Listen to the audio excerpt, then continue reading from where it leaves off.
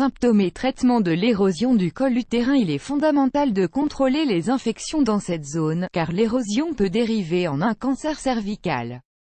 L'érosion du col utérin, appelée aussi ectropion du col de l'utérus, se produit lorsque l'on souffre d'infections chroniques. Mais ce n'est pas la seule cause possible. Présenter un pH inhabituel ou souffrir de traumatisme peut aussi provoquer cette maladie. L'augmentation des taux d'œstrogène provoque aussi cette érosion. En fait, il s'agit d'une inflammation des cellules du col utérin. Elle se produit lorsque les cellules spinocellulaires se transforment en cellules cylindriques à l'ouverture du col utérin. C'est ainsi que l'on voit apparaître une irritation, une rougeur et une inflammation. Parfois, cela nous empêche même de distinguer rapidement l'apparition du cancer du col de l'utérus. De plus, cette inflammation amène d'autres symptômes, comme une augmentation des sécrétions, une possible stérilité, des maux de dos et des saignements. Le plus recommandé est donc de bien connaître les traitements pour cette inflammation, car cela permettra d'éviter des contre-indications. Quelles en sont les causes? N'importe quelle femme peut souffrir d'érosion du col utérin, mais il est vrai que cela arrive plus souvent chez les femmes en âge de procréer. Les causes sont variées, et cette érosion peut être due à des infections carcinomes ou alors à un traumatisme. On parle par exemple du fait de souffrir d'un accouchement multiple. Les infections chroniques et aiguës peuvent aussi provoquer cette érosion. Cette inflammation peut même toucher les jeunes femmes si ces dernières utilisent des pilules contraceptives.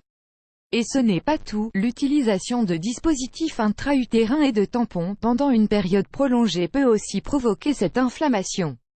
Les femmes qui ont un niveau socio-économique faible, celles qui sont enceintes à de nombreuses reprises, celles qui se marient très jeunes ou celles qui ont peu d'hygiène sont également plus susceptibles de souffrir de cette inflammation.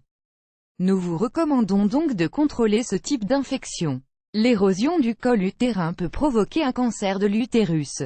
La période de l'inflammation est plus dangereuse que l'inflammation elle-même. En effet, ce sont les complications qui en découlent qui nous inquiètent le plus. Ces symptômes sont, très souvent, une femme se rend chez son gynécologue pour une visite de routine. C'est là qu'on lui indique généralement qu'elle souffre d'une érosion du col utérin. D'ailleurs, de nombreuses femmes ne présentent pas de symptômes alors que l'inflammation est bien présente. Pourtant, on peut retrouver de nombreux symptômes.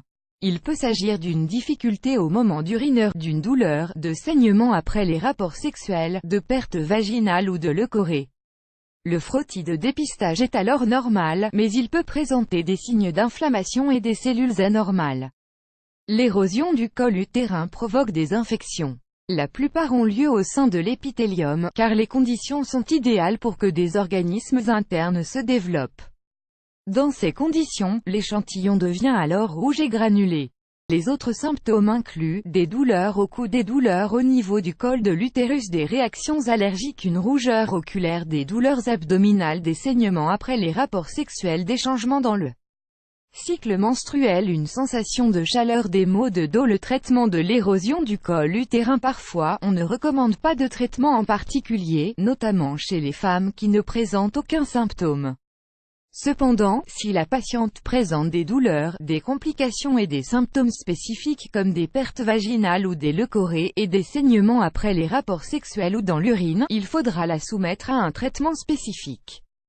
C'est ce qui évitera de possibles infections et d'autres complications. Certains traitements incluent la prise de médicaments, ainsi qu'une cryocautérisation ou cautérisation au laser. D'autre part, certaines femmes souffrent d'infections mais n'ont pas encore eu de relations sexuelles. Elles devront donc contrôler régulièrement leur état de santé. Par contre, un mauvais fonctionnement détecté lors du test de Papa Nicolau doit être rapidement pris en compte. Il faudra le traiter pour éviter le risque de souffrir d'un cancer de l'utérus ou d'une autre infection par la suite.